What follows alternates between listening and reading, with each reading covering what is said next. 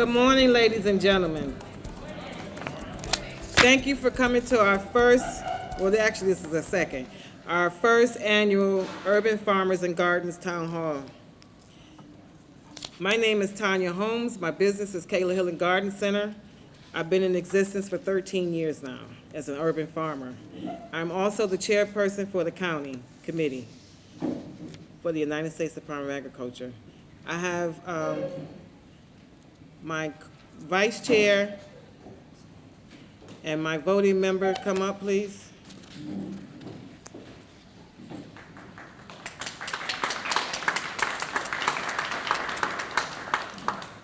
So before we get started, I want to do some introductions. Go ahead. Good morning. Thanks for coming. I know it's spring, and for the farmers in the room, I know this is a very busy time of year.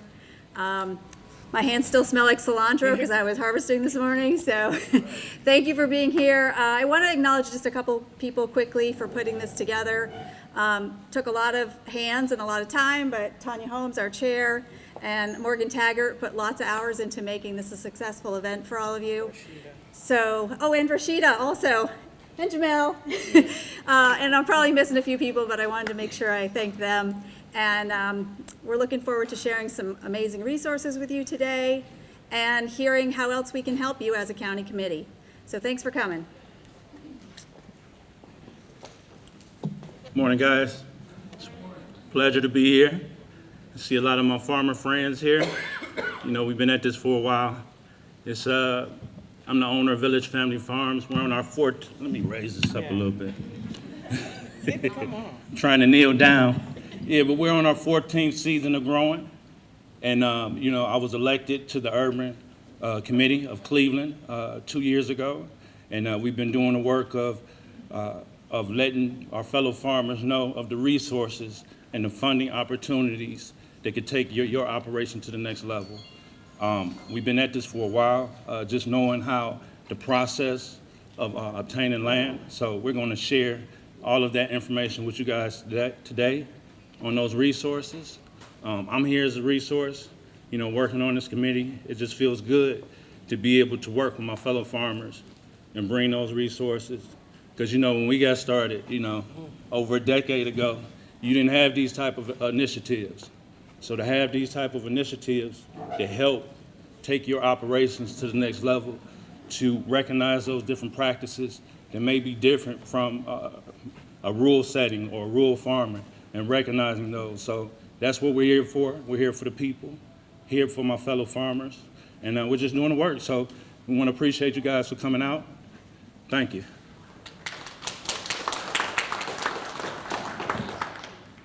Now I would like to introduce Morgan Taggart. She's also part of our team today. Make sure we had food and drinks. Morgan, you want to say anything? Yeah. I'll just say good morning. It's really good to be with all of you. Many of you know I've been working in urban agriculture for a long time here in Cleveland, and it's really good to be up with some of these pioneers here who've all been in the game a long time, but also see new faces. So I'm just really excited to welcome you all, be with you today, identify opportunities where we can collaborate and collectively work together on some of those challenges that you all face as urban growers. I work for Fair Food Access Raises Everyone, and like Jamel, we're here to support you, help you break through those barriers, and help you kind of reach the full potential in giving back to your community. So thank you all. Thank you for this great event, and let's have fun today. All right. Yeah. Rashida, would you like to say anything? Thank you all for coming and all the emails and responding. And I've been around for a while. A lot of the faces are familiar, and I hope you get something out of this today. It's important. It's really, really important. Thank you again for coming. Now, I also want to introduce our boss, Dr. Patterson. Can you come up?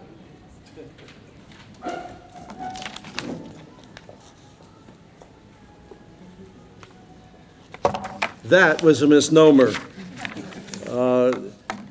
When Miss Tanya calls, we answer. And when she asks, we do. Is that not right? Amen is right. She's so shy and quiet. I hope we know what she feels like and what she's really thinking when she grows up. Can we help bring her out of her shell a little bit there? That's right, girl. I'm delighted to be here with you today. We are completing a historic week for urban ag in Cleveland. Did you realize that? And I'll tell you why.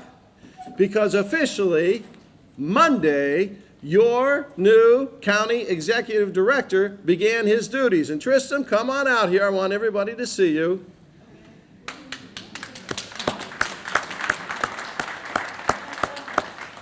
Tristan is going to be one of the faces of our urban ag initiative. Get to know him. The man is brilliant. He cares, and he is on a mission. This just isn't work. It's a mission. Amen, brother? You're supposed to say yes. Okay, good, good, good. There's some other folks around here that you need to know. Dr. Carl Wallace came all the way up from Akron. And the star of his life. Do you want to say hello? Yes, there she is. Just say yes, dear. Amen. And I'm glad that Kurt Leber, one of our district directors, is here somewhere. There he is in the back. Thanks for coming, Kurt. And next to you, we have another one of our FSA stars, right? You want to just give us a shout out there? Stephanie's going to be servicing us. And then a familiar face who is transitioning into another area of the state, Miss Wendy. She's going to be coming up shortly. She has been your go-to person. And thank you, Wendy. Now, I want you to know that before I came out here this morning, I was on a call with state committee members from Illinois. Our 5 state committee members from Ohio were getting to know the folks in Illinois. To share common problems, share visions and that sort of thing. And we started talking about urban ag and the disconnect that traditional agencies like ours, FSA, might have in other agencies, Farm Bureau, for example. And there was a line that one of the persons from Illinois shared with us that I thought was important.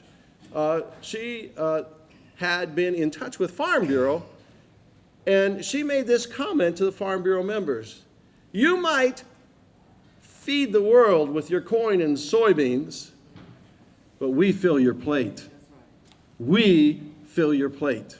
Urban ag is critically important, and it's my job and all of our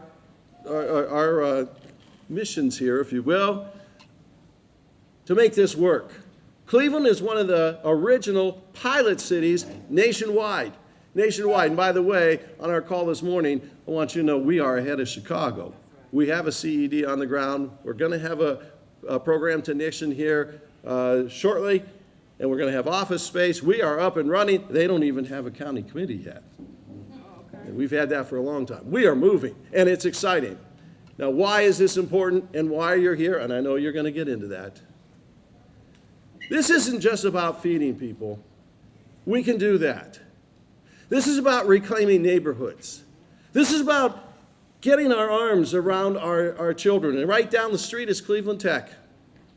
It's about growing kids. It's about restoring dreams. It's about getting our hands dirty in the earth and not forgetting what our roots are, quite literally. It's about all of us coming together to do something that's important, more important than the collective whole. We cannot fail.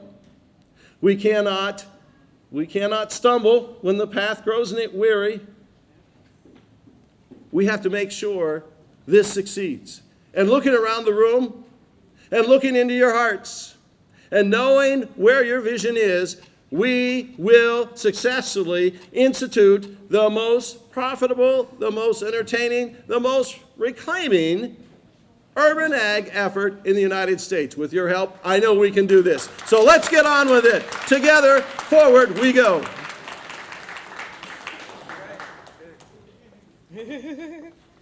Thank you, Dr. Patterson.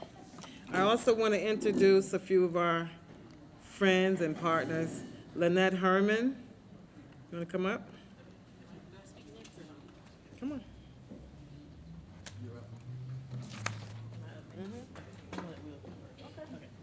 So I'm just going to introduce myself, but I'm going to let my colleague, William Cook, speak first about the EQIP program. But I'm Lynette Herman, and I have worked in the Cuyahoga and Summit County office. I see a lot of familiar faces that we have been working with over the years. And it made me happy seeing you guys today. So we have a lot of exciting programs, new programs that you guys will find interesting. I encourage you to grab more information out back, but I'll have William Cook come up and speak about the EQIP program.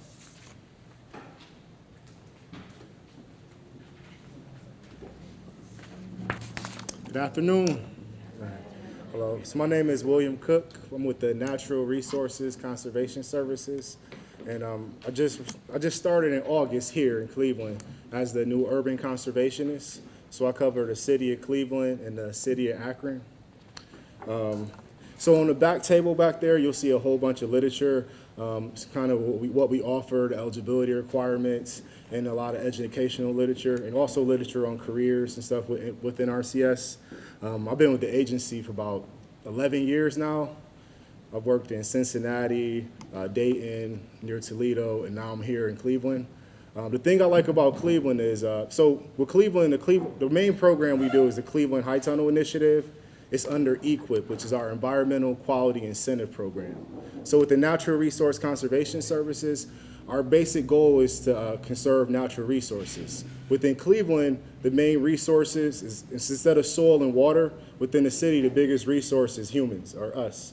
So because of the food deserts and just the situation within the city, so food desert being, it's not a grocery store within a mile of where you live, no access to fresh food. But that's our biggest concerns, right? So one of the major, so a lot of you probably know us with the seasonal high tunnels. That's a lot of people see. They kind of call the office like, hey, how do I get a high tunnel or a greenhouse, hoop house, whatever they usually call it. But we offer a lot more than that. So we also offer raised beds, everything from cover crops to low tunnels. There's a lot of different practices that we offer. It's like I think about 30 to 40 of them that apply to this area. So the first step is you'll call me. You'll call me, hey, I have a farm. Usually they have a farm, some type of problem, whatever, or they just want to know, hey, how do I get the funding? So first thing I usually do is set up an appointment. We go out and see the farm or see your land or what you have going on. After that, after I see it, then I usually direct you over to FSA with Wendy or our new, just lift your name. Christian, yes, or Tristan, and they'll help you get established as a farm. That's the first step. When I say established as a farm, in order to work with us, you have to have the farm and track number and be in a Farm Service Agency record so we can pull you up and everything. So the first thing I'll probably end up telling you to do is, hey, call over to FSA and tell them you want to establish your farm records. After you do that, we fill out an application. We go through the practices that I kind of suggest for you, what I think you might need, and we'll talk it out basically, what you think you might want and what will actually work on the site. Some sites may not be suitable for a high tunnel, whether it be the soil type or it's too many trees or some variants where it has to be at least 20 feet from the road or 10 feet from a neighbor's house. So we look into all of that before we actually do the contracting for the practices. So that's the planning portion, then we apply, and then after that, the eligibility portion. So you're gonna fill all that out with FSA. And then after that, I pull all that in, and then we rank all the contracts. And once all the contracts are ranked, they put them in order. It's basically ranked off of soil type, the resource concerns, what practices, things like that. And then from that point, you'll get funded. They usually pick, well, I can't say exactly how many get funded. It's different every year. Sometimes all of them, sometimes half. But for the most part, at least half of the people usually get funded. So from there, so you guys are, I'm sorry. So a lot of times, a lot of people wonder, like, how does the money come to you? How do you get funded, right? So that's an important thing to kind of discuss really fast. So with the High Tunnel Initiative, let's say you have a high tunnel, you apply for a high tunnel, and let's say we're giving you $10,000 for that high tunnel. For most of you, you'll qualify for an advance payment. So it's incentive program, so we'll give you half the money up front, right, in the advance payment. Once you receive the advance payment, you have 90 days to complete the practice. And after the practice is complete, you get the rest of the money. So you won't get all the money up front. So there is some out-of-pocket costs. I feel like that was important to explain because a lot of times people think that you just get the money and then you can build it. But you get half up front and the rest of it is after it's complete. And once you get the advance, it's 90 days. So that's the Environmental Quality Incentive Program. We also have our People's Garden Initiative for nonprofits. That's for people that's doing outreach or working with students. And that's a state office type grant. And on top of that, we also have our CSP program. That's the Conservation Stewardship Program. And Lynette, she was going to tell you a little bit more about CSP.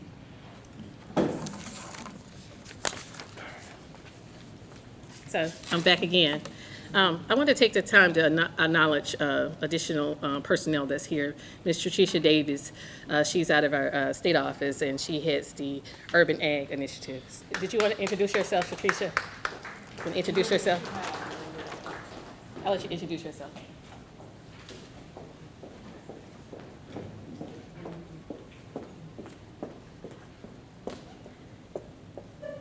Good morning. My name is Tatricia Davis. I am the Assistant State Conservationist for Special Project. I am based out of Columbus, Ohio, and one of my many duties that I have is really driving the urban initiative across the state, but more particular here in the city of Cleveland. I have two staff members, urban staff, and Will Cook is one of them. And I have another urban specialist down in Cincinnati. So I'm just excited to see what Ms. Holmes and the other committee members have put here today. And as Dr. Patterson said, you know, it's really empowering yourself and motivating you and your community. And we, as the federal government, really just want to be here to be of assistance to you and provide whatever assistance we can. Some of it may be in that technical side, and some of that's going to be in that federal side. But we really want to be a good partner with you guys and really be able to move Cincinnati farther along in this process. As many of you guys know, we consider ourselves the flagship of urban ag in the country. And I think this is an exciting movement for that process to continue.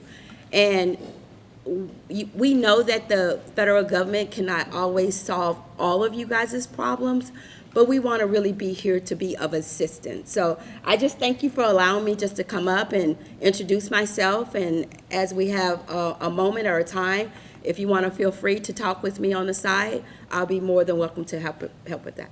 Thank you.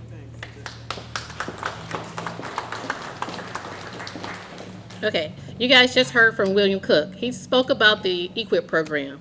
To help me and help you remember that, you can look at the EQIP program as the Fix It program. That program is designed to help you fix natural resource problems. So in the Cleveland area, well, Ohio in general, we are a cold weather state. And so the high tunnels help to extend the crop growing season for 2 additional seasons. So that's the Fix It program. So if you have any issues, water issues, we have irrigation to help you fix, problems with irrigation. Will mentioned the raised beds to help address the soil quality issue. And so what I'm going to be talking about today is the CSP program, the Conservation Stewardship Program. How many of you are aware of the Conservation Stewardship Program? Know that it's available? Awesome, awesome. So that program, we've been working with CSP for about 6 years now in our urban settings. And I like to define that program to help you remember it as the reward program. That program helps reward you for being a great steward of the land. And when I say reward, we look at your different management practices. How are you managing your crops? Whether you're soil testing, when you get that soil test back, what do you have to do? Look at adjusting your nutrient needs based off those soil tests. You have to make adjustments so that you're not overly applying fertilizer or under applying fertilizer to meet the crop nutrient needs. that is considered a conservation practice. That is a management practice of your resources. Another example is if you decide to plant pollinator strips to attract more pollinators to the area. Pollinators help with vegetable production. That helps to improve wildlife purposes. So, we look and ask you a series of different questions and see how are you going to benefit the soil, the water, the air, the plants, the animals. And based off how you are managing your crops, it's going to tell us if you're meeting different thresholds with those different natural resources. And with that program, you are required to adopt one new conservation practice or enhancement. For instance, a lot of our customers adopt mulching practice. Mulching helps to build the soil quality. It adds to the soil. So as you all know, farming can take a lot from the land.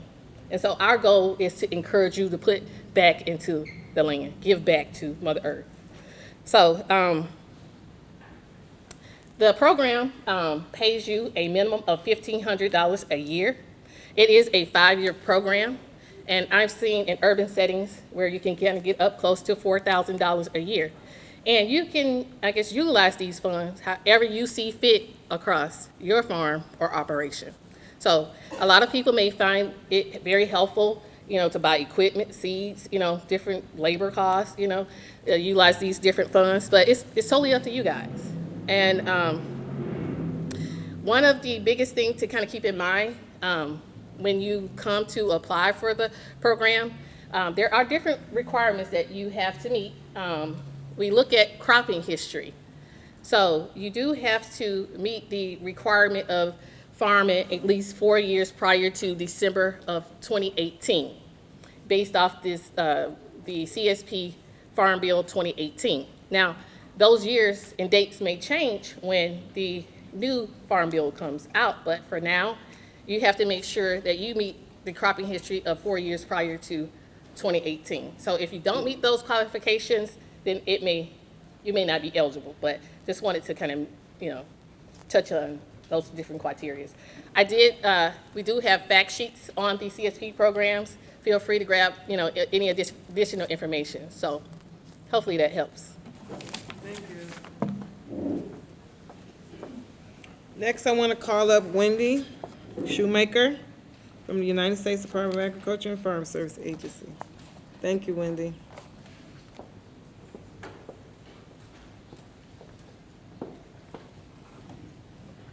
Thank you.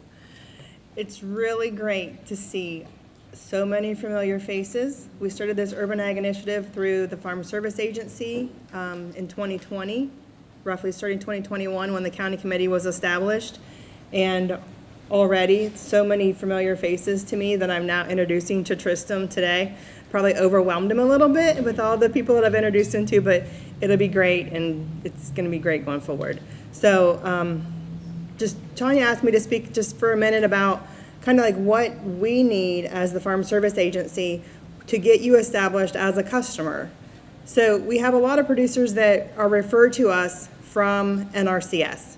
So like as William said, they call him and he says, oh, you need to call FSA to get established.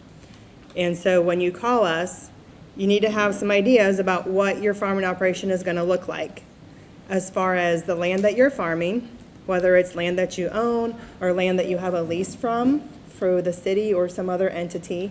And those are things that you probably have already established as you're working with him to develop what your farming operation will look like. So if you're an entity, we need some paperwork that has your tax identification number on it. We're going to need pretty much anything that you would be supplying to William to prove who you are or what you're doing. Most of what we can do with you is over the phone, because we're currently, without an office being in Cleveland, the office that is covering the Cleveland area is in either Elyria or Medina. So what we do is we're working with you over the phone, over email. We can fax. You can come to the office if you want. We will be able to meet you at Seven Hills or possibly at your farm later on, just to simplify the process and get you established and those sort of things. So Will and Lynette both talked about programs that are available through NRCS. through FSA, we have a suite of loan programs that are available for beginning farmers, things like that. Stephanie and Kurt are here in the back. They can speak with you in much greater detail about those opportunities. The other programs that we have currently, we have programs for our honeybee producers. So if we have any honeybee producers that are here and you don't know who we are, or we don't know who you are, please stop by our table sometime today so we can meet each other. Other things we have are a facility loan program that can cover things like cold storage or processing and handling equipment if you are growing commercially and you need assistance with those sorts of things. Other things are a disaster program, the ERP Phase 2 and the PART program that are based on revenue losses. And so we will be able to talk with you about that also today if you were growing in those years. So please come and see us. If you have any additional questions, let us know. But we're excited to have this turnout and glad that we can provide information to the farmers. Wendy, could you tell them how we at FSA and NRCS protect their personal information? That's critical to these. Yes. Okay, so all of our systems within USDA, like the information that you provide to us, whether it's your name, your address, your social, your banking information, because all of our payments do come via direct deposit. So those are all that's all information that is very personal to you. We have to secure that information. We do not share it with others. Like even like your email address. So like we can publish a newspaper or a newsletter article from Extension, but we couldn't provide them with your email address so they could send it to you. So like we can't even share that with someone like with one of our partners. No, William and I, NRCS, FSA, we do share each information with each other through our government computer systems only. But pretty much any information that you provide to us is not provided to any other agency or individual. So, okay.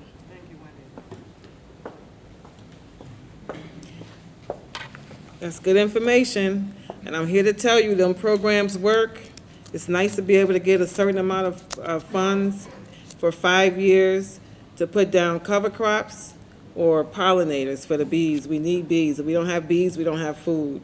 And each agency that came up to talk to you about different programs, they need more people to participate. So I know it's a lot of new farmers in here, and a lot of gardeners, and some people that has been doing it for a while didn't even know about some of the practices. So talk to them afterwards if you can, because it's helpful. It's very helpful. Because being an urban farmer it takes a lot of money out of your own pockets, but when you can get some programs to help back up some of these programs, it'd be good. The next I want to call up is Nicole from the OSU and her assistant, Miss Robinson. Nicole Robinson, yeah.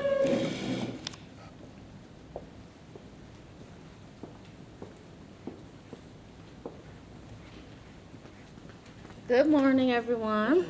So my name is Nicole DeBose. I'm the director of Ohio State University Extension here in Cuyahoga County. This is Morning Robinson. Our names got blended on the agenda. We're Benifer or something, one of those like how you blend them. Okay. So, but I'm Nicole DeBose. This is Morning Robinson. Morning began working with us in January of this year. She's our Ag and Natural Resources educator. So she can provide the technical assistance to you all. And I'll let her talk, but I just want to say that, over the years, I've been in this position for almost 10 years. There's been different requests made to our office, specifically me, about help with funding, right? So we have some of the technical, like growing resources out there. So I'm just happy that we've come to this point, right, where the FSA is here and has a presence in our county to assist with that. It's hard when people come and say, we want money, can you help us get money? And that's just not really our role. We can guide you, but I'm happy that we've reached this point today. So I'll let Morning share more of what our office offers, but also just keep in mind if there are any specific technical or educational trainings that you want more information on, let Morning know, and she can definitely design a training around that topic if there's no other entity doing it, or we can partner with like Soil and Water, for example, to put on certain training. So we're an open door. You know, if you need something, just let us know and we'll do our best to assist. Again, my name is Morning Robinson. I am the Ag and Natural Resources Educator for OSU Extension. I offer programs for market gardeners, community farmers, people who are looking to do maybe beekeeping or chicken keeping. If you think you have the potential to keep a goat in your backyard, I can help you with that. Just any sort of technical information you may need to be a small or large urban farmer. I have cards in the back for information if you want to get information from our website or want to make suggestions for classes I should offer. You can do that on our blog.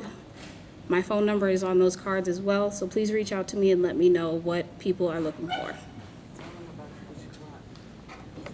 Additionally, I brought seeds from the ODA, Ohio Victory Garden Program, so please take some seeds and grow them.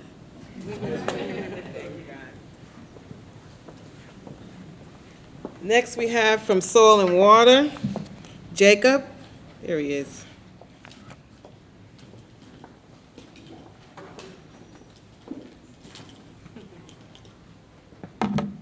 I'm the first person that gets to say good afternoon because it's now afternoon. My name is Jacob Hamlisher. I work with Cuyahoga Soil and Water Conservation District. We are kind of unique when it comes to soil and water conservation districts in that we are not as focused or really severely focused in agriculture. Most soil and waters in rural areas have a very agriculture focus. We are focused more on watershed and stormwater management practices in the county. That being said, I am the agriculture person for the district, and it's part-time for me. I do other stormwater stuff, but the district is always happy to help interpret soil tests. We have a program through Penn State where we get a certain amount of soil tests that folks can request for free every year. We're always happy to talk about soil health and how to improve soil health. We work with a lot of community partners like OSU Extension. I see Tim from Western Reserve Land Conservancy, Joe from Coit Road. We work with a lot of organizations in a collaborative sort of manner. With Western Reserve specifically, we've been working on some vacant lot reutilization stuff with their Cleve Lot program. That's a really exciting program that we're really happy to be a part of. And Tanya specifically asked me to talk about our rain garden program. So we offer a master rain gardener program. Obviously, it's not agriculture, but we consider growing kind of one and the same, even though they are traditionally different. Our rain gardener program is a several-week course where we teach folks about how to install a rain garden, what to grow in a rain garden, what the purpose of a rain garden is. And in that process, if you install a rain garden, or we also have a rain barrel program in your home, if you're living in the sewer district service area, you can get stormwater credits for that, which reduces the amount of money that you have to pay on your sewer bill. Trying to think of if I hit everything. Yeah. Additionally, we are hosting a local working group meeting near the end of May. Right now we're targeting May 23rd, so we'll make sure to get that information out quickly as that is coming up pretty quickly.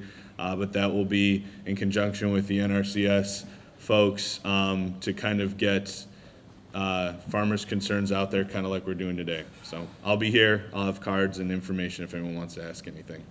Thanks. That's good information, guys. Don't come calling me talking about, what did he say? There's all the information back there about all the grants. And I'm going to tell you, somebody who's been doing this for several years now, I recently, in the last 2 years, been getting a sewer bill, and I'm thinking, I don't even have a sewer on premises. But if you have any concrete on your farm, you will be getting a sewer bill. And that's why I asked him to come and let us know about rain gardens, because that'll give you a reduction with the rain barrels and rain gardens. I'm interested in the rain gardens, so you'll be hearing from me, because I need all my bills done. It's expensive. You would think, you're an urban farmer, you out here working, and now here come a bill. A sewer bill. I don't have a flushing toilet, I have a porta potty. Okay, next up, so this next person, okay, I want to know, is anybody from the land bank here? Okay. All right, so next up, I'm going to call a gentleman I met a few years ago, and I had to find somebody. It took me a year to find some insurance, business insurance, farm insurance, garden insurance, whatever you want to call it. On my farm, we don't just grow food. We have different events throughout the year, including teaching our summer youth kids in the summer how to grow food. And for some reason, the last 3+4 years, my farm have been broken into, and it's a fenced-in facility. So we had Amish come out in 2015 and build us a little cabin just so we could put our supplies, our lawnmower and things like that. We teach the kids how to do those things. And I don't know if it's somebody who just got out and was like, oh, it's a shopping center right there, I can go shopping, and broke in and took our lawnmower. And I'm telling you, he took we do cooking classes, he took all of that. And after the second time, I was just like, okay, this is enough. I was to the point where I was like, I'm not gonna do this anymore, I'm sick of it. I'm out here helping everybody, and I'm getting, it just was hurtful. The third time it happened, I was ready to get a U-Haul truck and pack up. But because I'm on the police committee board, I stay close with the 3rd District, and when I call them, they come and they always make me feel better. So thanks, guys, for coming and always having my back. But this next guy, his name is Jared. And Jared is from our community, I think Cleveland Heights, where he grew up at. And I'm telling you, I called at least 15 different insurance companies to give me some insurance for the farm. Because when you call as a business owner and a farmer looking for insurance, they don't understand what they don't understand. It's what you growing food, or we do events. They would never call me back. It was just a madhouse. After a year of being stressed out, nobody understood what I'm saying. When I called this gentleman, he came, he took care of me, and I got a $2 million policy, I can tell you, for a good price. So if you're doing any urban farming, considering we live in Ohio and the times we have today, I would suggest everybody get some insurance, because somebody broke in last March, right, guys? And I was just like, I'm ready to get the keys up. But because I had that little help, I was covered for most of the stuff that was taken. So could you come up, Jared? I just wanted him to talk about what he do, what he offered. Good afternoon. Obviously, what everybody wants to hear about today, going to talk about business insurance. So thanks for having me here, and great to see so many people out here. For myself, I was lucky enough to grow up. My dad always had a garden, so I did have some background in that, and now that I'm older, I do have my own garden as well, just a little small one. So when I first talked with Tanya, she was describing everything that was going on and what she needed, and because I had that background, I was able to help her out. So I just want to touch base on a couple items here. For those of you that have a garden, a farm, if you're going to do educational programs where you're going to have people coming on and off your property, there's liability there. What all it takes is for one person to trip and fall. They don't see a bucket, they don't see a rake, and they could get injured. And so what insurance can help you is cover for bodily injury and for medical payments. So if they do sue you, if they take you to court, or if they're just like, hey, look, I want to get help with my medical payments, then that's where commercial general liability can come into place. As you've heard, obviously you've worked really hard. You've accumulated a lot of property. You maybe had a hoop house built on your property, a shed, built on the property. You have all your tools and equipment. Again, it could take just someone thinking that, oh, this is free, this is mine, and they're going to try to take it from you. Or we have very bad windstorms in Cleveland Heights. 2 years in a row, we had a couple of really bad windstorms that came down, and they knocked down trees all over the place, all over streets. If that happens on your property, and your shed, your hoop houses, if those are destroyed because a tree or tree branches fall on them, insurance is going to help you to recover and rebuild. If the equipment and tools in those, if they're destroyed or damaged, insurance will help you to recover for those items too. A couple other things I want to touch base on too that could be get a little confusing is if you have employees that are working for you and they are injured while helping you out on your farm or your garden, that is going to need to be covered under workers' compensation. All right, that would not be covered under your commercial general liability policy. If you have volunteers that are helping with your garden or on your farm, that would be covered under an accident program. So the commercial general liability is going to cover you if you have people coming onto your property, and again, if they get injured like that. As far as there's a ton of information here. We've all heard a ton of very informative information. I'm not going to go into detail about too much about crop insurance or livestock, but there are programs for that, and I would probably defer to the USDA or those other programs to get a little bit more information. Now, on the insurance side, they do have options for that, but a lot of times they go through the federal government.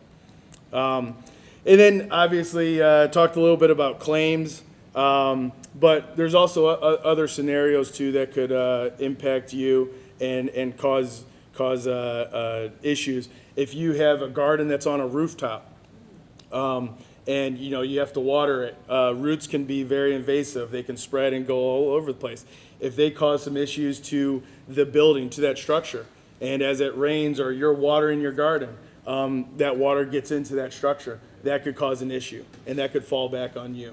And then other than that, again, it's just insurance is there to make you whole, keep that peace of mind. So if something does go wrong, hopefully we're there to be able to help you out. All right. Yeah, absolutely. Thanks again for having me. All right, Jonathan, get his card.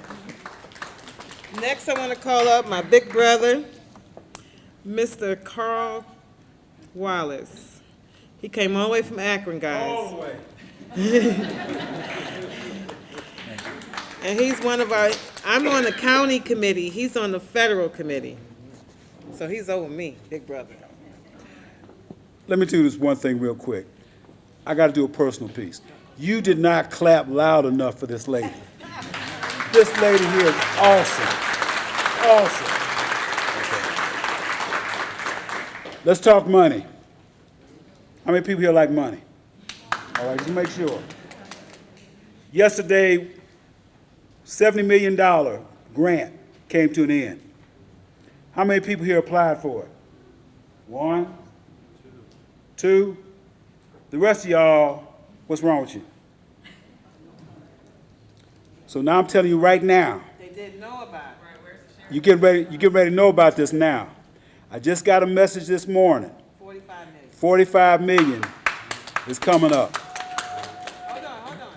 Due date is July 25th, so get it now. All right? Get in touch with people from NRCS. Make sure you apply for this money. It's a shame that only 2 people here applied for some of that 70 million. Did you want to hear me that again? I didn't say 70, I said 70 million.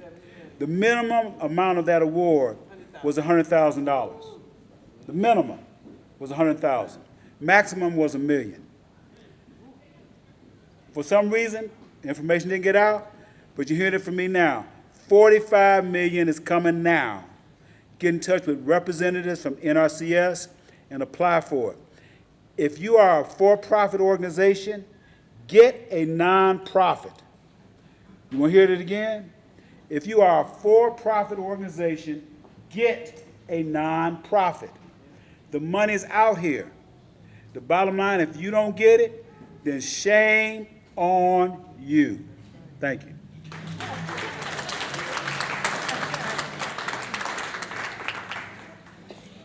All right. Would you like to say anything, young man? With this, yeah, yeah. Come on.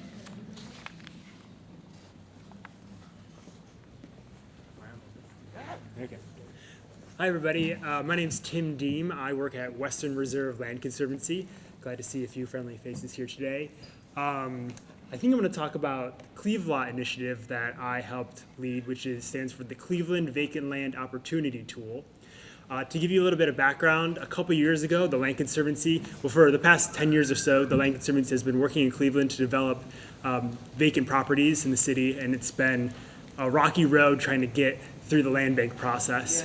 If anybody's tried to work with the City of Cleveland Land Bank. And with the new administration coming on, we applied for a US EPA grant that would give us 2 years to try to examine that process and, in a collaborative way, build tools to help anybody who's interested in reusing vacant land, reuse vacant land in whatever purpose they see fit. So we've been working for about a year and a change now.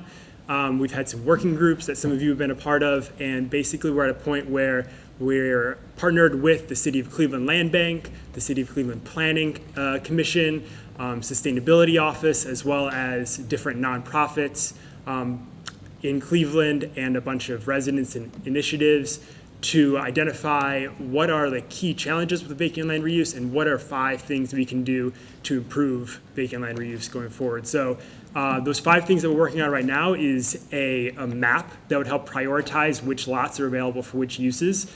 So this is a great opportunity for you to connect with me and ask, like, how do we create a criteria that the Planning Commission could map for which vacant lots would be best suited for urban agriculture. I've seen a lot of community gardens start up and they're like a mile away from the nearest fire hydrant. And I think that we can map where the fire hydrants are and find where city land bank lots are and kind of highlight those for folks looking for a place to garden. Other things we're working on is a user-friendly application process. So we're testing that with folks right now. We're also working to develop some digital resources. So I know that there's a lot of funding opportunities that maybe not everybody hears about all the time, or just like what's the best process for connecting with the USDA to find grants, or knowing about where to get insurance for projects, because you need that if you want to work on land bank properties. So we're going to develop some sort of resource center where you can access information that way. We'll work on developing a physical resource center in libraries, so if folks can't access the internet at their house, they can access these things through the library system. And then we're also working on creating a couple pilot projects with our CDC partners. So we have a website called clevelot.org. There's only one E, so it's CLEVLOT.org, and you can see sort of what our journey has been so far and find ways to get involved. And I'm really happy to be here today and kind of make some more connections with folks after the presentation. So thank you all very much for the opportunity to speak, and yeah, thank you.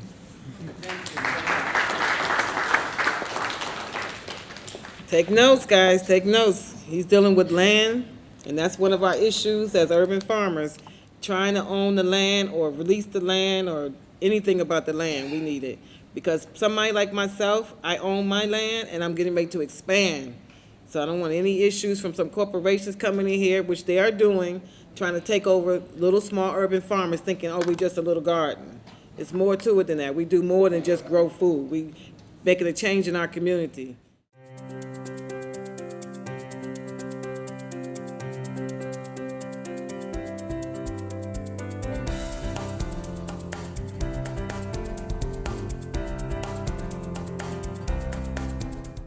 So we're going to have a few people come up and be able to tell us some of the challenges that you have as urban farming. Just leave it to one question. Thank you. My name is Adam Winninger. I am the farm manager here at Coy Road Farmers Market in East Cleveland.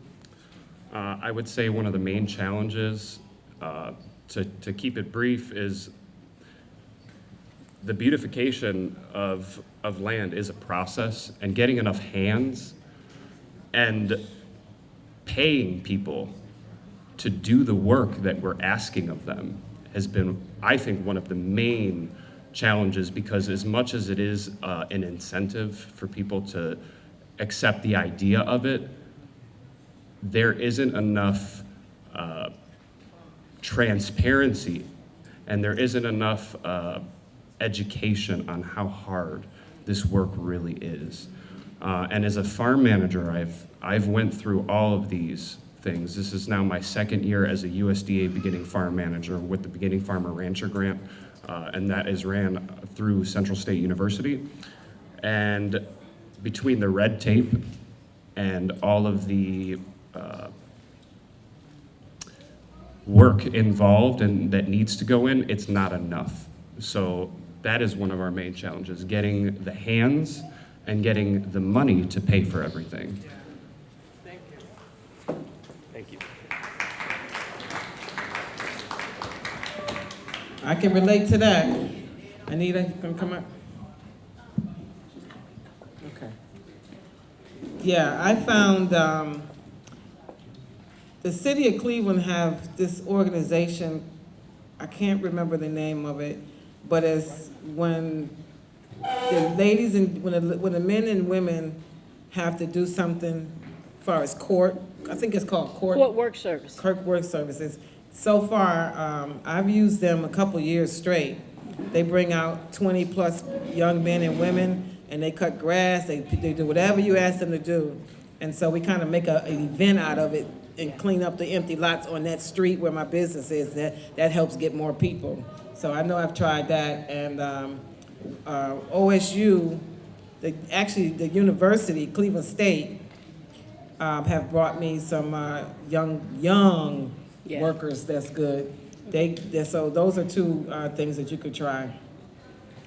And that's exactly what I wanted to tell you. I've hit every college because a lot of these kids have to do dissertations, and they actually need to work in your gardens for a grade, okay? So one thing I will tell you about this area, we are loaded with colleges, including,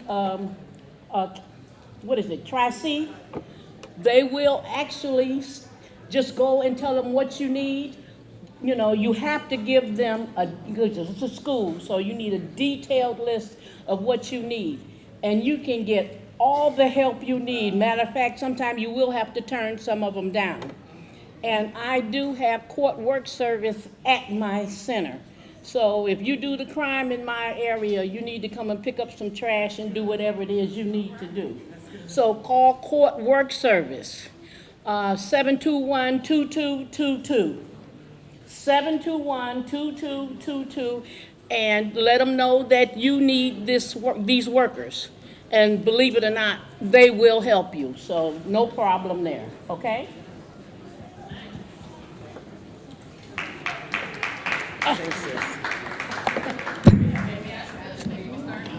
Anybody else want to tell us about some of the challenges, at least one challenge? Come on, y'all can get in line.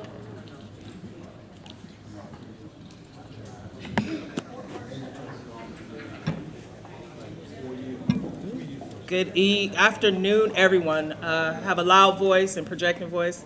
I am Ebony Randall Joyner. I'm a resident of the west side of the city. Shalom and Tranquility Community Garden is where I farm at. I could address a lot of issues. However, I believe the greatest issue that we have in my community is access, like a lot of these communities in which we serve. I serve a wide-ranging age demographic with young people from 3 years old to 18 being my direct service, and also our senior citizens who are lonely. And so I have been at this. This will be our 4th season, 3rd full year come June, in a community that is, what's celebrated outside of our community is diversity. What's tolerated in our community is diversity.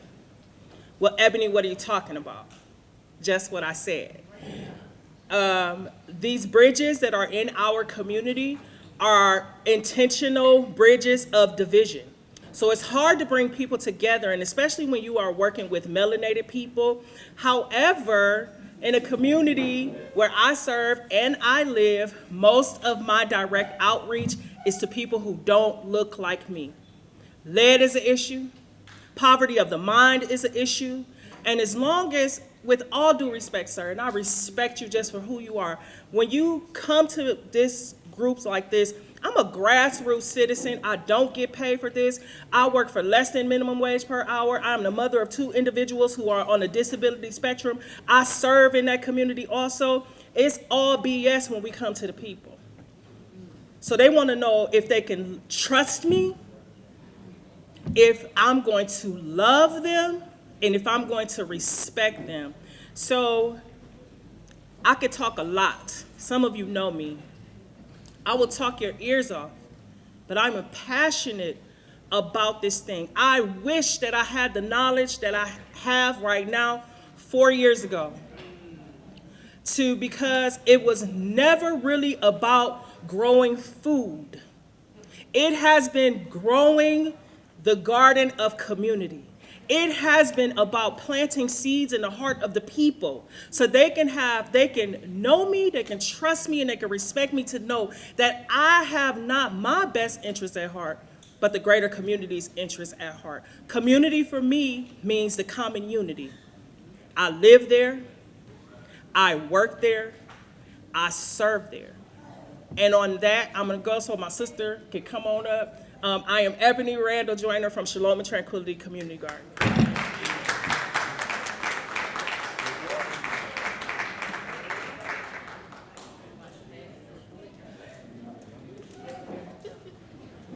Good afternoon, everyone. My name is Five Sankofa. I am a Nourishing Power Fellow at Case Western Reserve University. I am also a resident of the St. Clair Heights, Glenville neighborhood.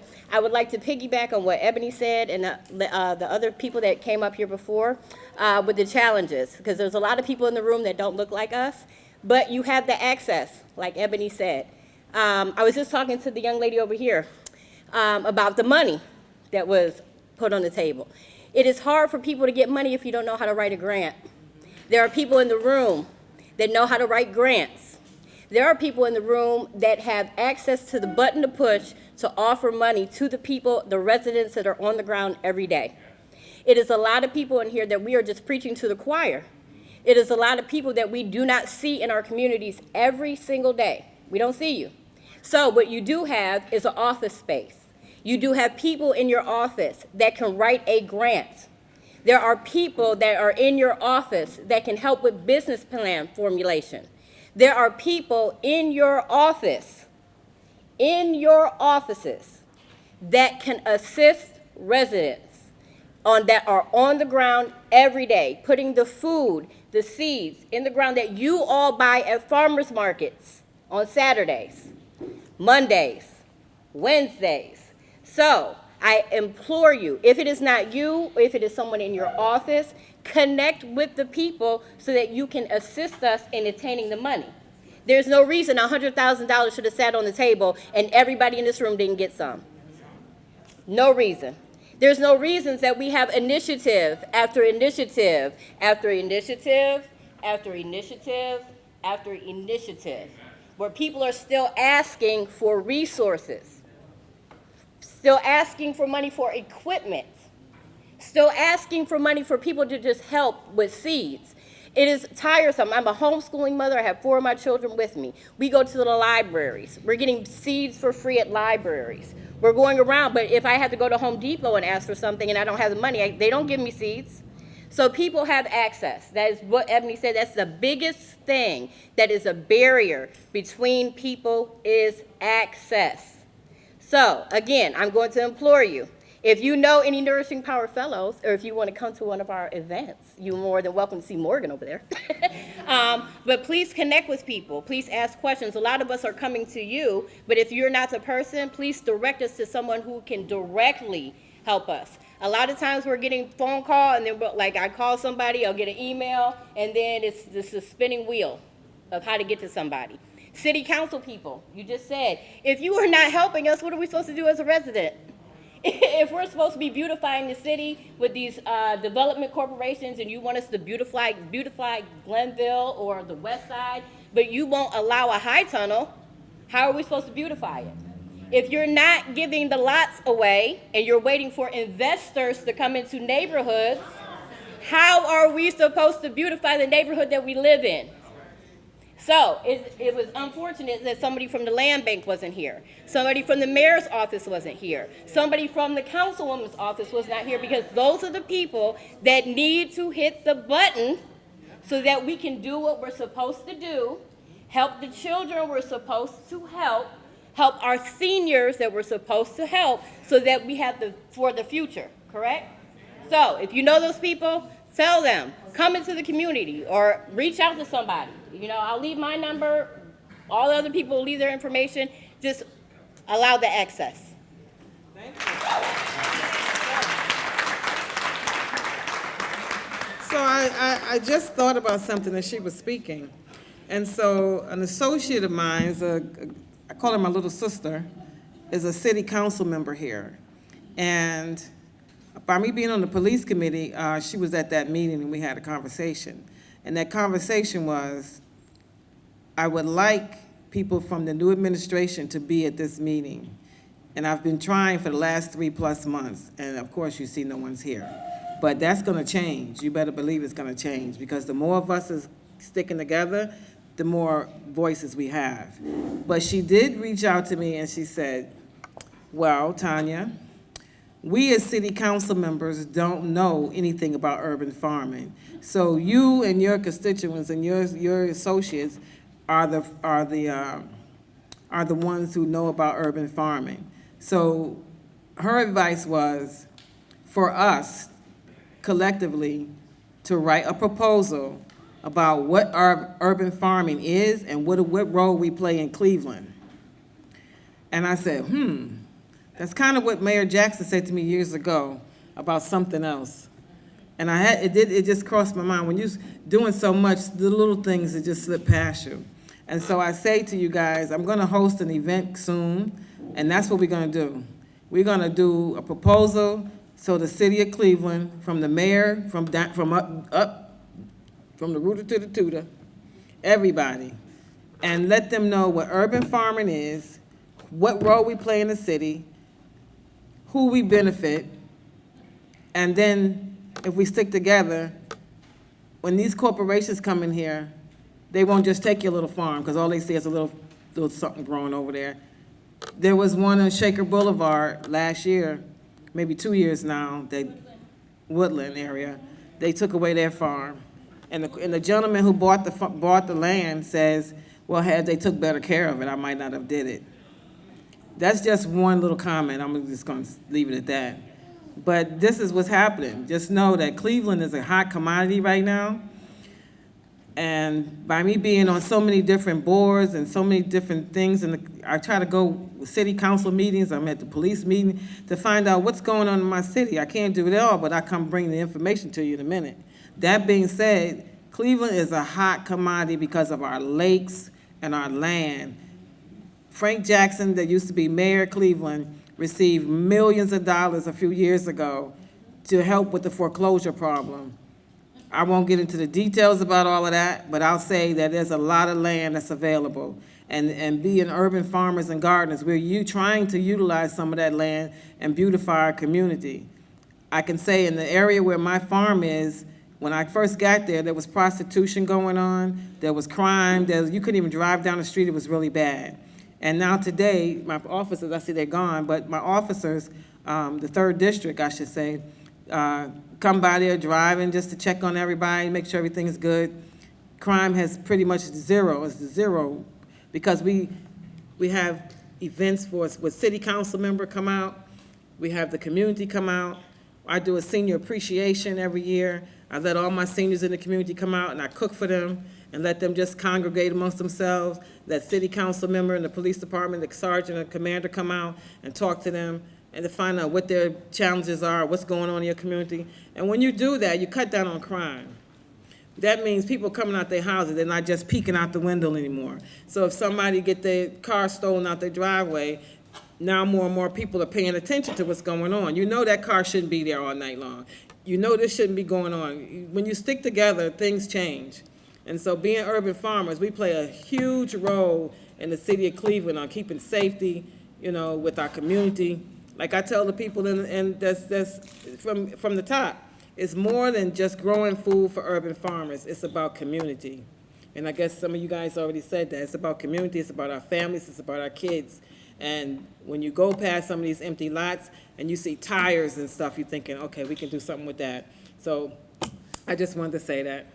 Anybody else have any questions they wanna add? Come on. Hey, Marvetta. How you doing? Oh, big sister over here. No, you the sis. You're the sis. Come here, girl. Oh, it's good to see you. It's good to be see seen. you too. So, my name is Marvetta Rutherford, and a lot of people know me as Miss Gardenhood. And I remember when Miss Tanya started her gardening adventure, and I had a dream to help solve and heal a community that I was living in. In walking distance, 11 bodies were found. And in walking distance, there was posters of missing people. And it didn't correlate with me then that we have an issue with human trafficking. We have an issue with the invisibilities of our community. Even though we stand out like raisins in rice pudding, there was an invisibility.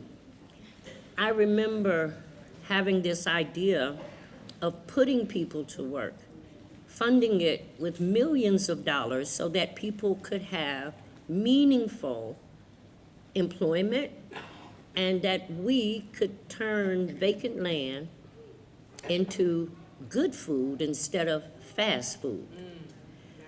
I cover city council as a Cleveland documenter.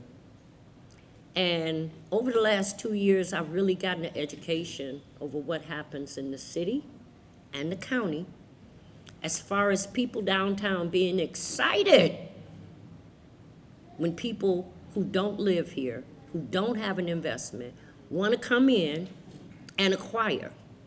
I'm sick and tired of seeing the money appropriated for ventures that don't involve people who have stake. I'm sick and tired of initiatives while they're using the buzzwords of inclusion, diversity, equity. How the hell original people need inclusion? But you have to understand who you are. And you also have to understand that, you know, we do have some new sophomore council people. But I know I got a lot of pushback when I went downtown. I had the little lady named Evelyn at the land bank, and she said, "You want all this land?" I said, "What you doing with it?" It ain't doing nothing. And 15 years later, guess what it's doing? And they came out and they had some chrysanthemums and thought that that was a tribute to those 11 families who were affected, because that 11 rippled. And everybody in this room knows somebody, see? Somebody who, A, was in that house, that's missing now, you understand? And so instead of them worrying about tearing down these hoop houses, see, there ought to be some accountability and accessibility. I think that word was used here. You know, I'm trying to get funding to fix a standing hoop house. Why not? We have to fix what's able to be fixed and reuse it and retrofit it. One of the things that I really appreciate about my time at Africa House is that Aku was recycling everything. She would grow in toilets. She would grow in tires. She would grow in whatever she came across. As a Circular Cleveland ambassador, we're supposed to be teaching people how to reuse. But if you can't get accessibility to fresh food, that's intentional. I want you to know that's intentional, because anytime you go up and down the street and you see rallies and you see a new Dunkin' and you knew this and that, and it costs you $10 to get a decent salad, Houston, we got a problem. And so I thank all of you for coming, because I'm happy to see that y'all not laying down and waiting on somebody to come feed you. Because if you haven't heard it, they blowing up, they derailing, they blowing up these food plants. You know, they shooting them with MNRA. So if you think you ain't taking the vaccine, have a steak. That's what they talking about, you understand. And then when you want to go outside to garden, you have to look up to the heavens for your help, because they may very well be dropping chemtrails, and they so pronounced with it. I mean, don't come outside in the sunshine today, because right now they won't do it, because they know you're not outside, see. But, you know, be brave. I'm happy to see the state is here, if the city is not. And I'm going to put Mr. Bibb on blast. See, I am the goddess of the hashtag. They don't like it when I get on social media. Matter of fact, I stay in Facebook jail. You understand? I do, because I have to sleep good at night when I go to sleep. See? And so if I know something is happening, I'm going to tell you about it. You may not like what I have to say. That's okay with me. See? But right now, the money needs to come into the city. Right now, they need to get excited as hell to have all of y'all in here wanting to grow. And right now, we need to feed the people of Cleveland. We really do.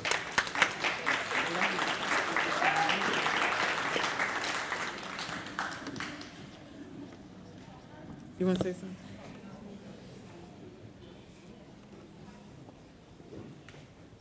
Hello, my name is Lee. I have a garden on the corner of 79th and Central. It's called a tire garden. You'll see all those tires out there.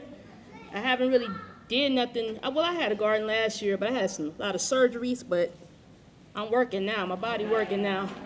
So I applied for the garden walk this year for Fairfax. I think it's July 8th. Anybody else on the garden walk? Okay. Good to see. One thing, I'm an Army veteran, so any other veterans in here? When you get out the military, it's kind of hard to readjust back to civilian life. So one thing I took comfort in was gardening. So that's why I stay with it. It's peaceful. And a challenge in my community on that corner is trash. I have written my council person. I have talked to him in person. Like, we need some trash cans. When I go to Walton Hills, Pepper Pike, you can drive for miles and you don't see any trash on the ground.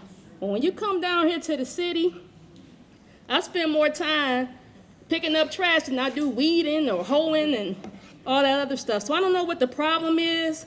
Maybe my one voice alone is not strong enough to say, hey, we need some trash cans.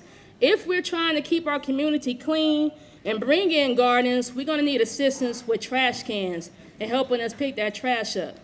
And my last thing I want to say is I want to encourage more people to do community garden, because I think somebody said that it's not just about growing the food, but it's about relationship. On that corner, when people see me outside, they'll stop and say, what are you doing? That's my opportunity to tell them, hey, I'm doing community garden. I'm a Southern gal. I was born and raised in Montgomery, Alabama. So we've always gardened, you know, and so I'm able to tell them, hey, my grandmother showed me this, my mother showed me this. And the kids, when they see me picking up that trash in that garden, and I see them getting ready to throw it down the bottom, I say, hey, I live here, this is our community. And so now I see them telling their little friends, don't throw that on the ground, she gonna get you. and I point right to my trash can. Then I see other men and people, they'll come by and say, hey, what you doing? And I like, every year you doing something. What you doing this year? So it gets people to say, it gets people to care. And that's what we want to do. That's what urban ag does and farming does. It gets people to begin to care. Oh, she doing a little bit over there. She put some flowers. Let me put something on my yard. Let me take a little bit more care and fix my yard up, fix my garden up. And that's what I see it doing. A lot of times we talking to our children, we talking to our neighbors, but if they see more of us doing this, then it encourages other people to do it. And then I just want to thank Tanya. Something I say in my circle of friends, every gray hair can't be my elder. Because it's a lot of silly, immature, older people. And they don't keep their word, and they are failing us. When Tanya says she gonna do something, she does it. That's why I show up. I'm supposed to be out of town right now. But Tanya said she was having this, so I showed up. So I just want to say to our elders, we need you all. We need y'all to keep y'all word, and we need y'all to be on time. If you say you're gonna do it, be on time and keep your word. That's very important. Because my time is sure to come that I'm gonna be an elder. I got some gray hair up under here. But you know, I want the young people to look at me and see, hey, she's a good steward of our land, of our community, and I'm gonna have to be able to keep my word with the younger people coming up. So again, thank you, Tanya. And oh, one last thing, I'm sorry, I promise. As a gardener, sometimes our equipment get broken. I don't have the money to run out and get a lawnmower. I need a lawnmower right now. Right now I'm out there with my little weed whacker cutting that grass. So is there any way for us to buy a shipping container or something for us to keep equipment in, so when a local gardener or farmer needs some equipment, I don't know who I'm talking to, please, if we can be able to borrow that stuff and get the stuff with warranties in case the stuff breaks, and we can be able to go get it fixed and be able to maintain it. Thank you. Thank you, Shirley. Thank you so much. Come on. I want to acknowledge State Representative Juanita Brent. She's going to come up in a few minutes.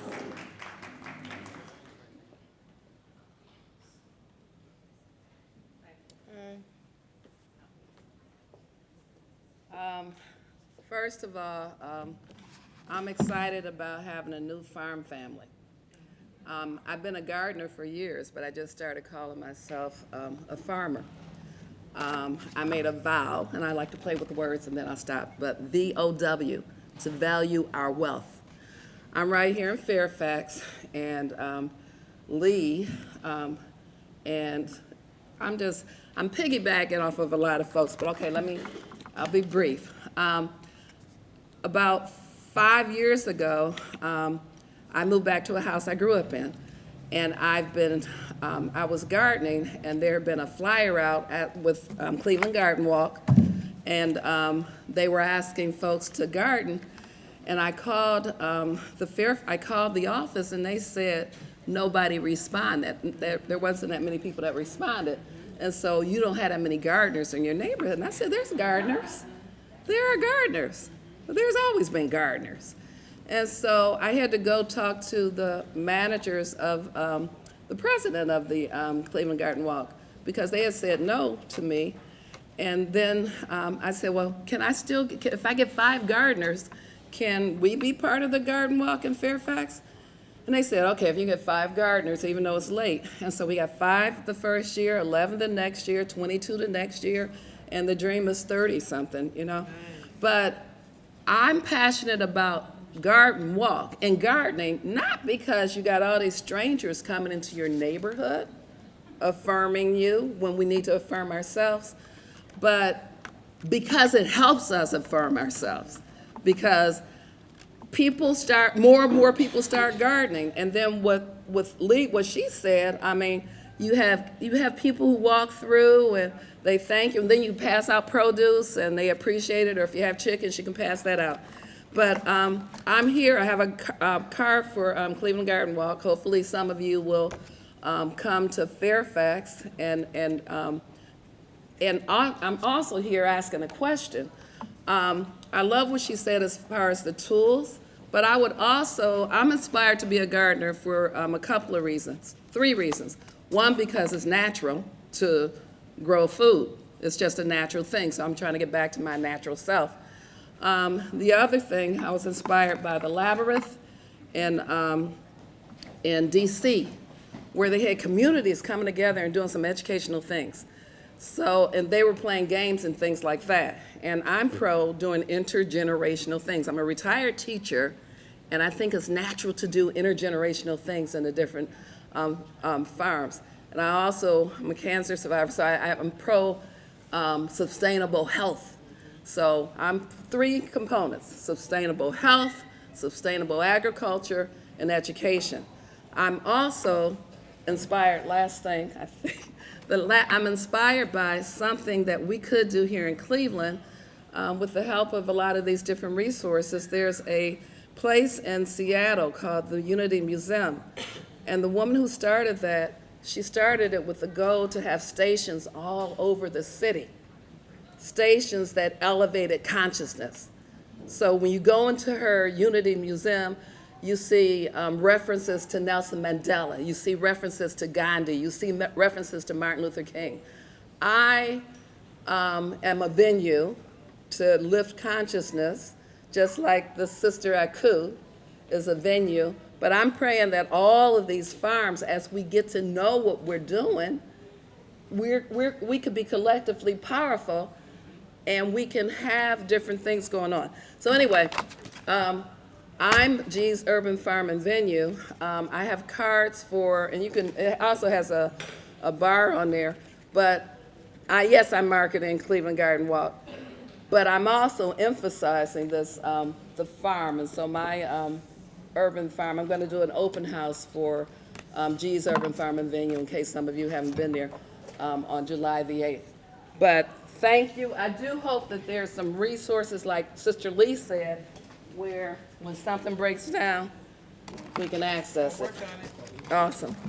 Thank you. Let me get one of those. Oh, there you go.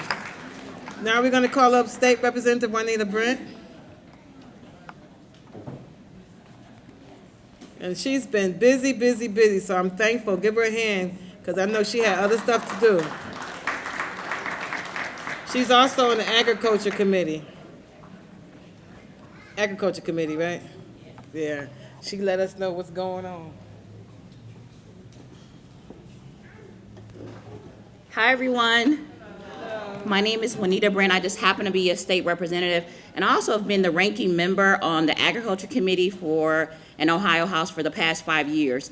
So when people hear the word ranking member, that means you're the highest one in seniority on the committee that I've been sitting on. Just to give you a little bit of background about me, because you're probably wondering, why did I choose to be on the Agriculture Committee? When growing up as a kid, I got exposed very young to being a part of agriculture. My aunt, surprisingly enough too, was also a state rep in the same seat I sit in, and when she raised me, because I'm a product of kinship care, she used to take me to one of her colleagues' dairy farms. Now at the time, Columbus was very rural. It was number farms in Columbus. It wasn't, the Huntington building, the Nationwide building. It was nothing but farms in Columbus, and there was a dairy farm downtown. Imagine a state house here, down the road, there's a dairy farm. And there was no daycares in Columbus. So what do people do back in the day when you have farms and no daycares? You took the kids to the dairy farm. So that's what happened with me. So, this is before a lot of our changes of child labor laws. Now you can.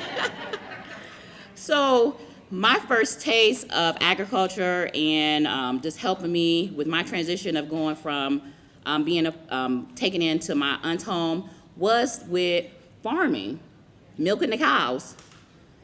And so that led me to 14 years of being in 4-H. So the one thing I knew for sure,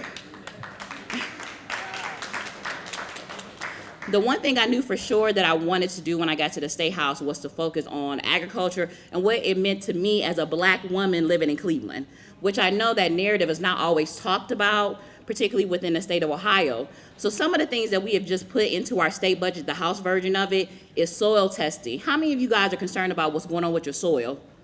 Everybody should. A lot of us have lead or other minerals that are very problematic in our soil. So we even put money in our state's budget to increase the amount of testing and resources we have for our urban farmers for soil testing. That's an increase. Something else we're pushing for is hydroponics. Who's familiar with that? So I know you guys like to be outside, but some of us like to grow things inside. I can just say I'm one of them. And we want to make sure we expose that, particularly for a lot of our kids who have never done this before.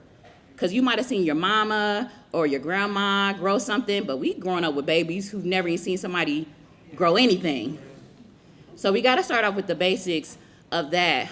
Also, something that's going on, and I'm really excited about this, is the Youth Urban Farm Initiative bill. It's just now got acknowledged as one of our priority bills here at the State House.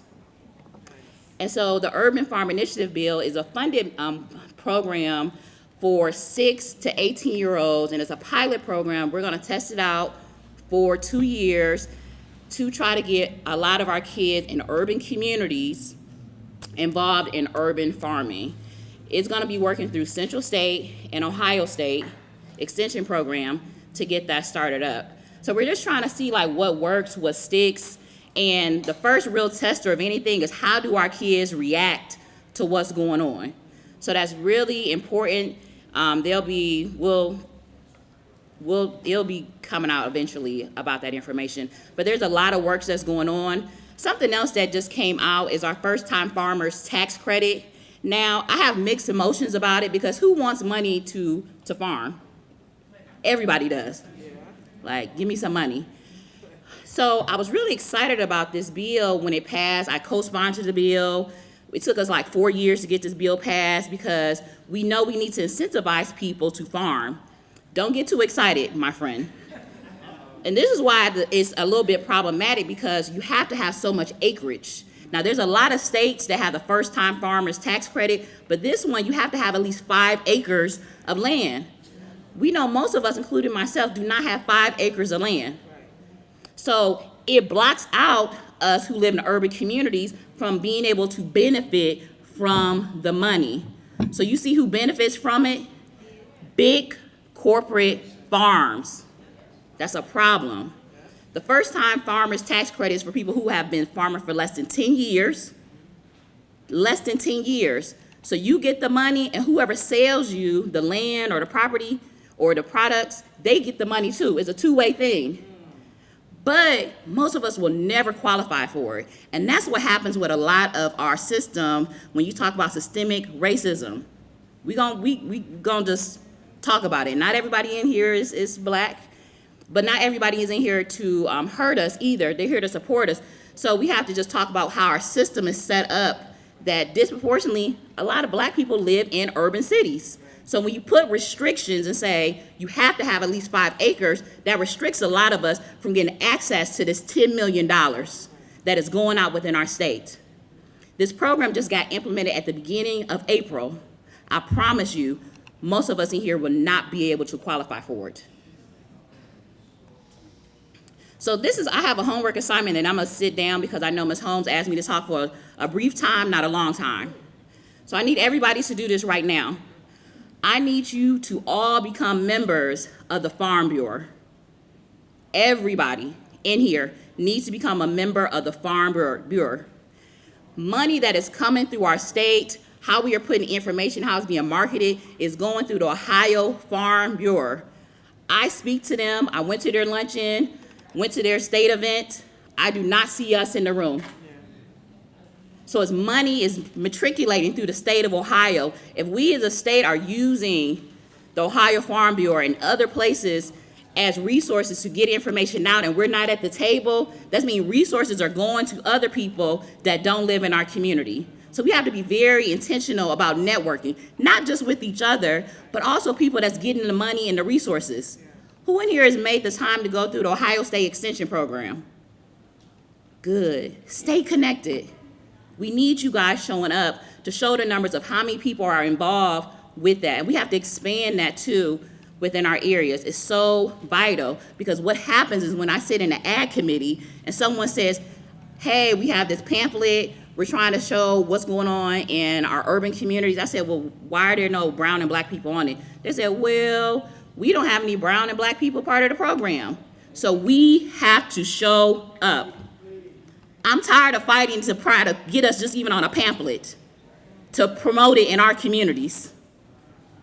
So showing up and being part of the Farm Bureau, showing up and being part of the OSU Extension, and standing there for the picture and when you got tired of it is vital. So my name is Juanita Brent. I just happen to be a state representative and the ranking member on agriculture. Thank you.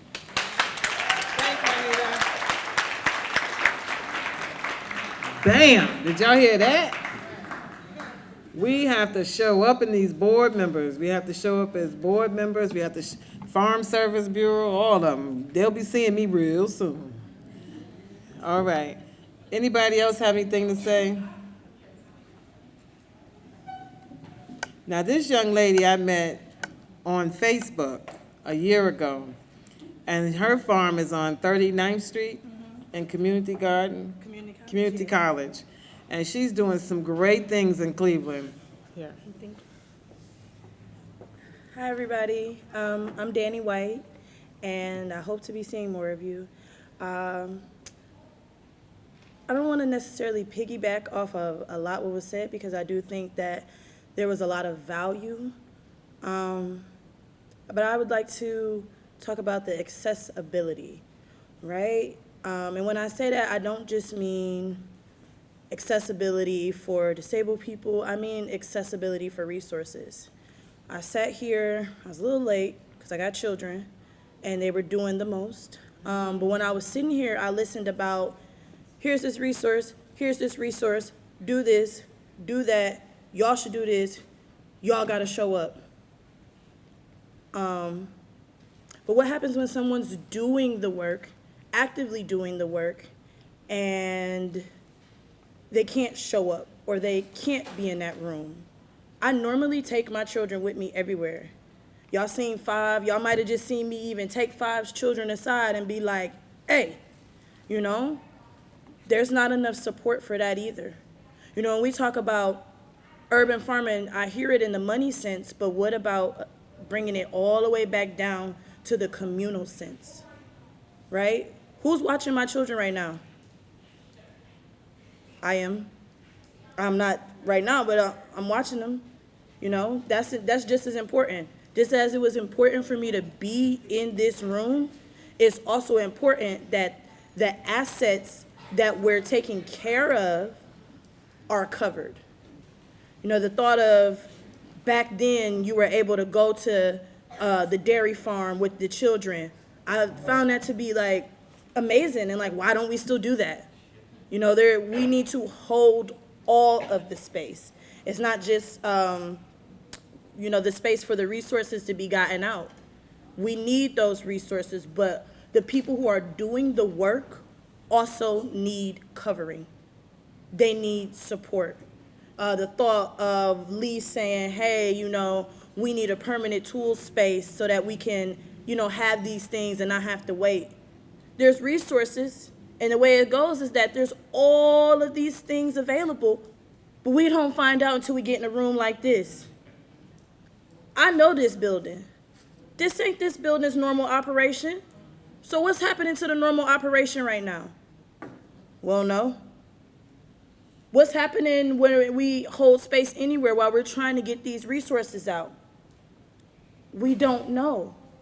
All we know is that we come together to gather so we can find this out and we can find this out. And it's not even a guarantee that any of us could touch these funds, right? I'm not eligible for most of the things, most of these initiatives. If I'm actively doing the work, I don't have time to join another committee. I don't have time to say, oh, well, I'm gonna go sit here for 2 hours a week. Nah, my garden needs work. Nah, my children need stuff. Nah, I live in this community, and this community come with a whole slew of things that says, be right here. Right? Just a little bit over walk. A poultry processing plant is being proposed. Again, money coming in. We don't know how it's getting in, though. I don't know the paper trail of a $9.7 million grant that is supposedly benefiting this area. I'd like to know, but how do we know when we all are supposed to be doing the work? Y'all here because y'all want resources, but the understanding is that we're active doing the work. Representation, how do we do that when we're doing the work? How do we band together in a way that's honored, in a way that's respected? Because there's a lot of melanation in here. And as someone said about the trash, like, that's intentional. Lack of food access, mama, that hit me hard. That's intentional. How did $9.7 million get here for poultry, but up the street, we lack in grocery? And then what, the products, the byproducts are going to be sent out, right? Because the general thought is if a place is processing something, they're processing it for outside of us. I heard the note of, I'm tired of money being invested for people to come in that are not here. Well, then, so what are we doing to affect that? And does it have to take being on this board, being on this committee, going to this meeting? Because all these, it ain't raining. I could be out there with my bees right now. I could be turning my beds right now. Now, Tanya asked me to come because she seen value in my work, and I'm thankful. But it's more to be done than be here and be there. And so I want to press that on y'all. At first I thought I'm going to be like, I'm young, I'm in agriculture, but that doesn't really matter. It doesn't really matter that I'm young and I'm continuing the generation's work to give it to other generations. It matters that something is actually being done. So when y'all leave this, yes, do your homework, do the research, join the boards, but do the work.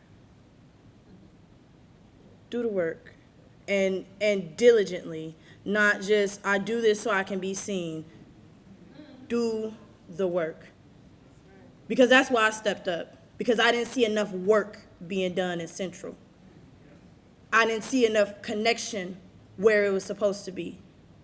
Where I did place my time is actively putting me in a position to do the work. So while we're joining these things, look for what's going to actively, not a few years down the road, not, a few generations later, what's going to actively help your mission thrive. And with that, I yield. Thank y'all.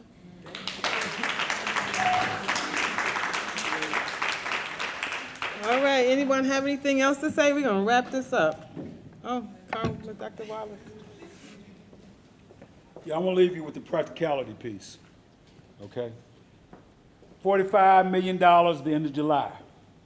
If you don't know how to put together a grant, get a couple people together, all y'all come together and meet, work it out. I might not have these skills, but maybe you do. Quit trying to do things individually. I'm tired of people sitting up here, coming up here, community this and common unity that, and don't do it. Do it. Come together, get this money. It's gonna go away. If you don't have the skills, I'm telling you, it's hard getting these grants. It's not easy, but you can get them. But come together, okay? Spend the time working out together. We all don't have the answer, and quit doing this individual mess. Well, I got mine. That's stupid. That's contradictory to the Father's and the Master's plan. The plan is for us to come together, get together, go get the money.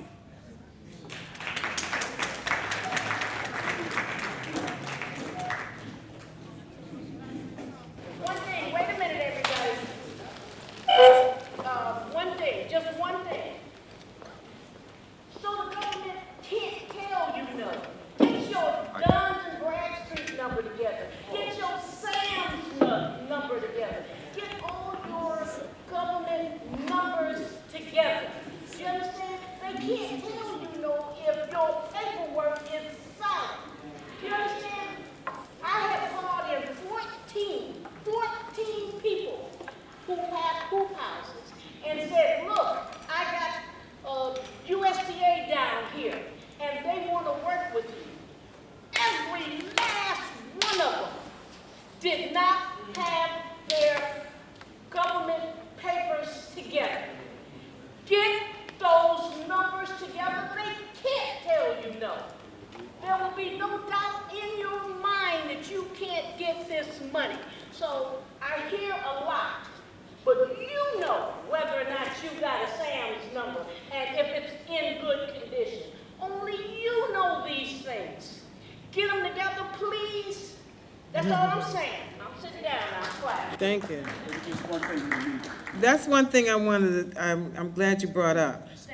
So this is our, as a collective, as a committee, county committee, this is one of the events that we wanted to start doing.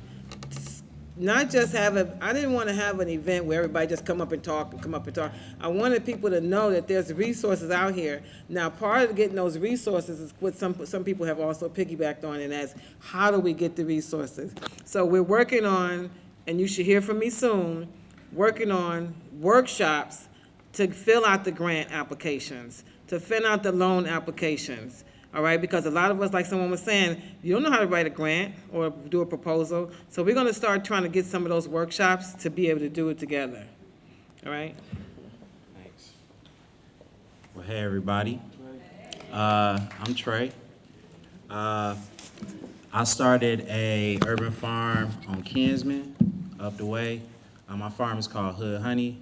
I started off beekeeping on 129th and Benham. And you know, I'm really a teacher, so I started to do these, you know, beekeeping things, you know. And what happens is I'll open up the bee box, and sometimes it's like 75,000 bees around me. But the truth is, what happens is people stop running stop signs there. Because that is one of the worst small intersections in Cleveland. But with that being said, people stop and get out their car. Forgot who said it. You said it. People stop, get out their car, and come talk to me and ask me, what am I doing? Why am I being so crazy with all these bees around me? But I think what everybody's been saying today, and by the way, before I go on, I do a lot of teaching. I'm working with a couple people up the way. We got a Schools Out program for high schoolers. So we're going to be teaching about business, you know, basically business education, but just want to throw that plug in there. But regardless, the main point of me getting up here was to kind of support the other farmers here and saying that, you know, we aren't seen as urban farmers and gardeners because of ignorance, right? How old does anybody in this room think farming is?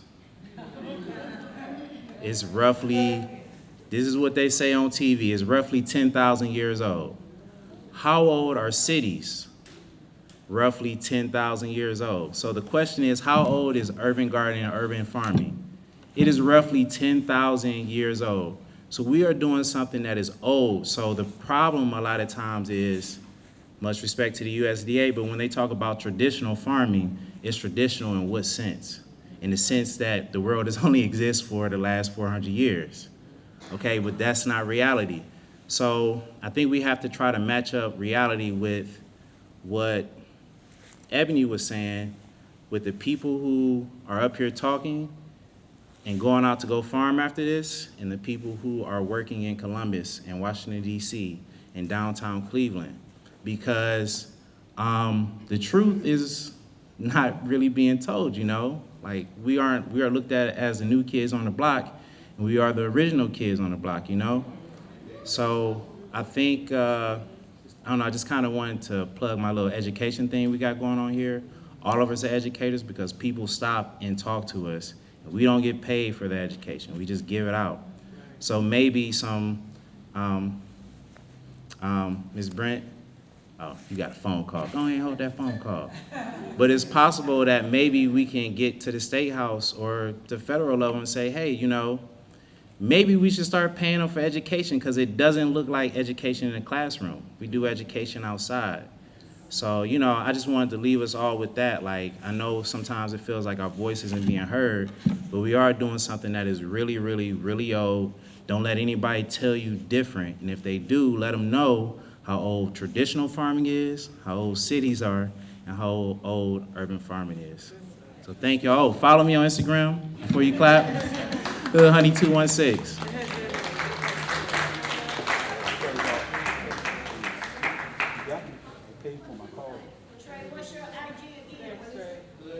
Hood Honey. So again, real quick, I'm keep going to practical stuff here. How many people here, raise your hand if you have a farm track number? If you don't have a farm track number, there's FSA right here now. You've got to have a farm track number, and it doesn't cost you anything. How many, Anita, powerful woman, talked about the SAMS number. How many of you have a SAMS account? If you don't, you got to get a SAMS account. The last thing I want to tell you, my grandmother was from Artesia, Mississippi. What she used to tell all of us is, child, don't give somebody a bat to hit you upside the head with. If you don't have a farm number, you don't have a SAMS number, you're giving these people a bat. Hello, everybody. I just want to say thank you, Tanya. Thank you for bringing us together. And I'm going to be real brief. I'm Victoria Trotter. I'm the ED of Green Movement Glenville. And what I would say is, besides the funding, besides the FSA, besides all of this, you need to grow your own food. Best thing I ever did was grow my own food. You're going to need it for the future. And gardening and farming is a whole vibe. It is a beautiful vibe, it's a beautiful energy, and you will change your life, you will change your family's life, you will change your community if you grow your own food. So even if you never get a grant, you never participate in a program, I will urge everybody in this room, grow some food. You cannot go wrong. It is a blessing.